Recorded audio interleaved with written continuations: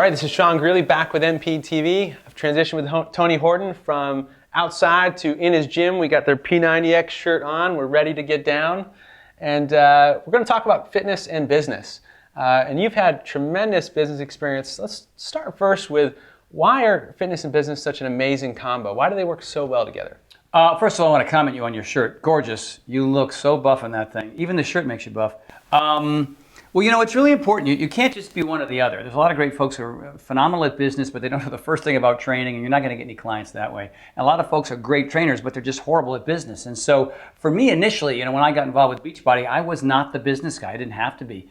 I had a company that worked, you know, that I worked with that showed me along the way, you know, what I needed to do, what my role was within the company. But then, you know, what happens to a lot of people in my position is they just play the trainer, that's all they do, and they don't venture into anything new. They don't really work on business opportunities. And when the wave stops coming into the shore, they're left out in the cold, and I wasn't going to do that. So, you know, with Beachbody, I have certain obligations, and I have this amazing relationship with them, but they're the business people when it comes to P90X, P90X2, you know, Shakeology, whatever other products that I represent.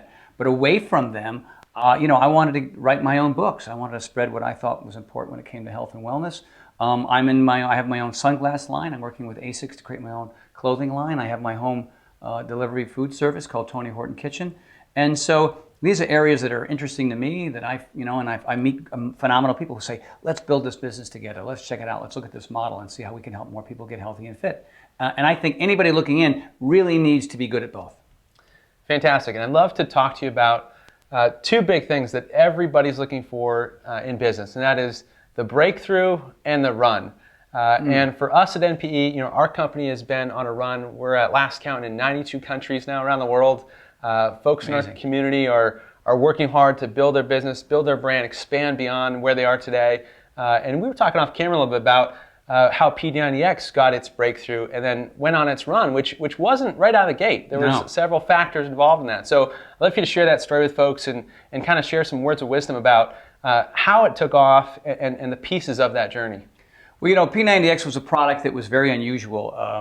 Nothing like that really existed. We had something called Power 90 prior to that, which was kind of P90X Lite.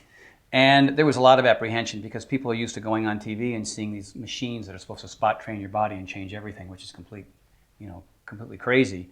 And so initially, you know, there was a bump on the road. We knew it was a great product. We knew it was changing people's lives. Our test groups proved that. But people looking in saw people in the test group and went, well, it's a controlled environment and they're probably feeding them just right, which is all true, but the thing worked.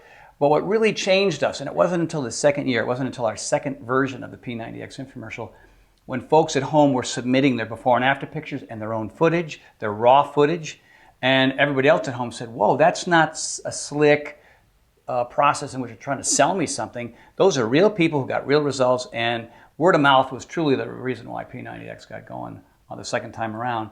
And here it is almost 10 years later, and it's still going strong. Amazing run. And we talk about that a lot with our community about the power of social proof.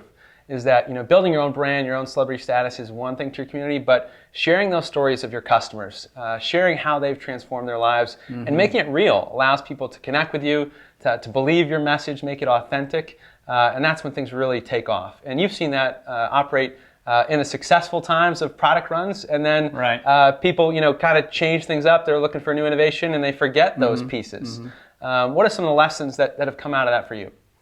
Well, you know, when it comes to what I've done with Beachbody, the number one way that we've been able to grow our business is using our before and after pictures, using these real stories. You know, guys like Jeremy Yost, who lost 180 pounds, who's been to several military bases around the world with me. And, you know, you look at his before picture, he was morbidly obese, massive, massive man. You know, he couldn't see his feet below his belly, that kind of a story. 180-pound weight loss will get a lot of people to pick up the phone and kind of begin to realize how powerful a product like P90X is. This past year, another one, Richard Neal, lost 242 pounds doing an extreme fitness program. The guy couldn't even climb stairs. So, you know, as fitness professionals, it's really important to be able to have those stories, you know, tell those stories, have those before and after pictures, have those, you know, have that footage of their journey. It's really important to track your journey from, you know, day 1 to day 90 or day 180 or beyond. These are really important ways to get other people really excited. So first of all, I always say start with your friends and family. Get yourself in phenomenal shape, get a philosophy that works for you, and then start doing free workouts for people. Start a fit club, do it in your garage. Doesn't matter where you do it. You can do it out in a field. in a park, and then just get other people that want your information because they see your transformation, they see who you are and what you've done, and then you've got these people in place that can help spread the word, and I think that's a great way to get started. Fantastic. You have a story that many of our folks resonate with as a coach, as a celebrity, and really now is evolving as a real entrepreneur. I mean, you are involved in multiple ventures, opportunities. I know it keeps you engaged, excited about the work you're doing. Very engaged. Absolutely. Overly engaged sometimes. But you know what? I'm up to the challenge. It's fun.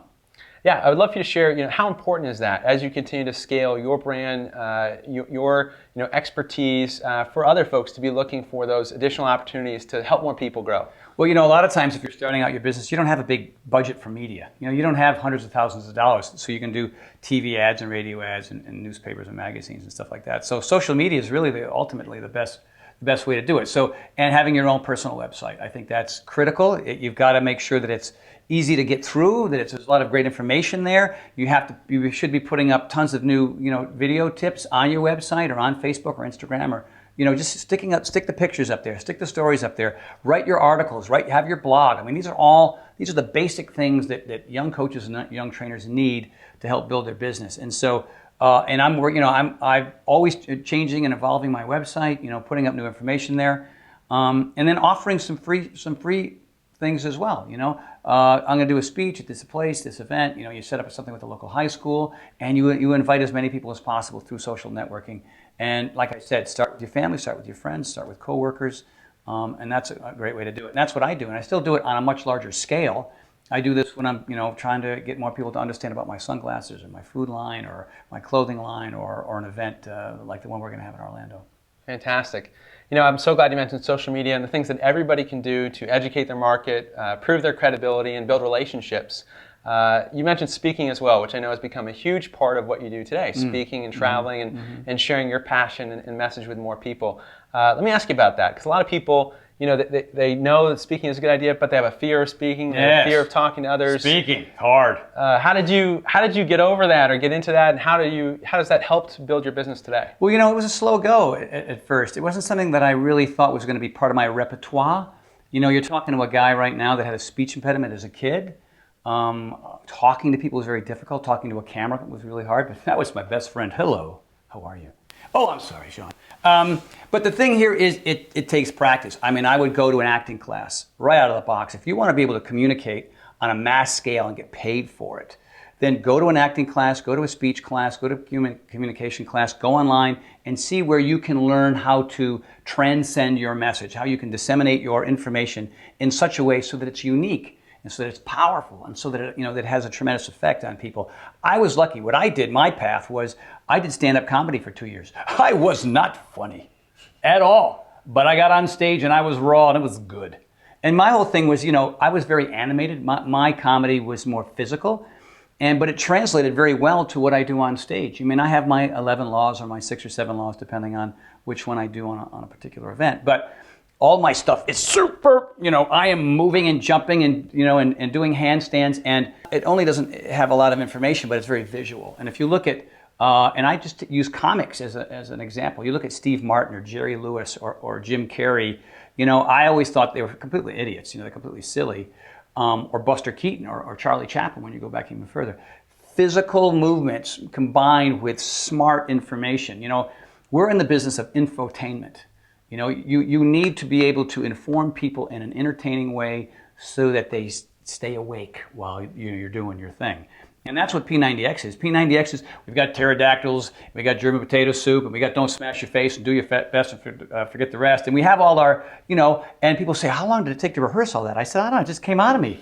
One thing about Beachbody, which is pretty cool, is the workouts are tight, they're clean, they work, they're effective, and everything I want to do, that's not, doesn't get too irreverent, we keep in the workouts. And that's what, if you really want to be in this business and be successful, you have to be somebody that people get really excited to hang around. And being a drill sergeant or turning fitness into rocket science ain't gonna do it. I mean, some people might gravitate to that sort of, deep thought stuff, or some people like to be yelled at, but man, that just turns off most people. So if you really want to grow and you want to expand and you want to be successful, you have to be extraordinarily likable. A lot of people think I'm obnoxious. I can't be, perfect for everybody. I don't like those people at all. I don't know what your problem is. Lighten up. Lighten up! But you look at anybody on TV that's popular. Is their show popular or is it them? Look at Stephen Colbert or Jon Stewart or one of the nightly news people. Why do people tune in? Because they like their personality. It's about what you exude while you're doing what you love. All right, so Tony, I'd love for you to chat about a topic that's so big for folks who are trying to make it as a business owner, trying to make it as an entrepreneur, and that's failure. Everybody wants to celebrate their successes. Nobody wants to talk about or look in the mirror when they're failing, when things aren't working out. And it can be very difficult for folks to go through those times when they're just banging their head against the wall and it's not coming together. And I'd love for you to share how you've worked through those times and what advice you have for others working through failures. It's funny, you and I, we've been standing here talking about all my successes. And so you would look at the litany, the list of things that I've done, and I've had some pretty amazing success.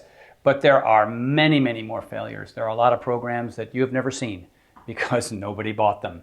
And we thought they were great, but who knows why? Is it media? Is it philosophy? Is it, I had a bad hair day? Who the heck knows what it is? We had watches. We had these watch deals with 2 different companies. That never happened. This mouth guard thing that we were going to do, that didn't work. And there are numerous others that I won't really go into here. But, the goal here is to keep firing forward. This health and wellness industry needs people like us. And like any business, like whether it be finances or family or growing your business, you're going to have ups and downs. You're going to have good days and bad and good years and bad. And that's just part of the process. You have to have a lot of passion about what you have to do. You have to be curious. You got to, get out of that cycle of doing the same things over and over again, expecting a different result. You got to get outside of your comfort zone. And that applies to just about any aspect of your life, especially building a business. And so, I spoke about that before. Learn about Pilates, learn about yoga, go to a business seminar and learn how to, how much money should I charge? When do I change my rates? Finding a facility that gives you the right price, gives you a couple of free months when you first start your business. These are all things that you kind of need to know. And when you don't know it initially, you're gonna screw up and fall on your face. But that's part of it. You have to have a love for this industry and understand that failures are just perfect, awesome lessons. Thanks so much for sharing that. I'd love for you to talk about another topic, which is folks that are just starting out. And they're just kind of getting going. They're trying to build their name. They're trying to build their brand. They're trying to get their client base going. What advice would you have for folks at that point in their career? You know what? I had a weird journey. As you know, I kind of slipped in. I was training my boss, and my boss shared that with Tom Petty, and all of a sudden I was a trainer, I wasn't doing Mime at the Pier anymore. I wasn't selling, suits at Men's Warehouse anymore. I sort of fell into it. But, I've learned over the course of a bunch of years that that's not necessarily going to be most people's path. I was at the Omega Institute in New York, and I was meeting with this girl who had a job. She didn't like it. She got my program, got really fit. Her friends started to notice, and now she's in that interesting place. Well, do I want to quit my job, and do I want to start to become a trainer? And she came to me and said, how do I do that? I said, well, number one, you've got the first 2 things in place. You're eating right, you're exercising, you've got a wide variety of different kinds of knowledges. But next you need to get certified. I didn't get certified well into my training business. And then I started taking some heat for it because, here I was creating these programs and I wasn't even certified. I did the Lincoln freaking, the Abe Lincoln freaking way of doing it. You know what I mean? I just did it by experience. But after a while people say, then I got certified. No, I have 2 certifications. But that's, of course, front and center for most people starting out.